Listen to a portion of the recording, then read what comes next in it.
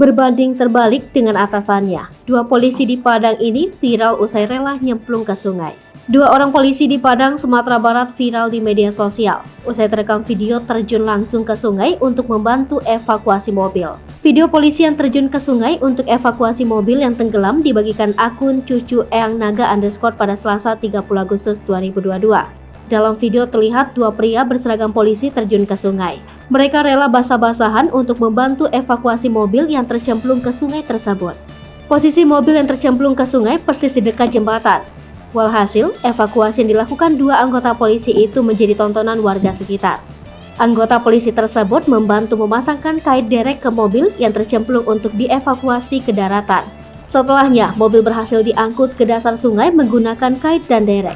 Disebutkan pengunggah bahwa peristiwa tersebut terjadi Selasa 30 Agustus 2022 lalu. Mobil tersebut hanyut persis di bawah jembatan. Dilihat dari video, plat mobil bertuliskan BA yang artinya kejadian terjadi di Sumatera Barat. Pengunggah pun membenarkan bahwa peristiwa tersebut terjadi di Padang. Namun, belum diketahui siapa sosok dua polisi yang viral lantaran terjun ke sungai untuk evakuasi mobil yang tercemplung ke sungai tersebut. Warga pun salut dengan dua polisi yang tulus membantu masyarakat di tengah oknum pejabat polisi yang berulah dan merusak citra institusi tersebut.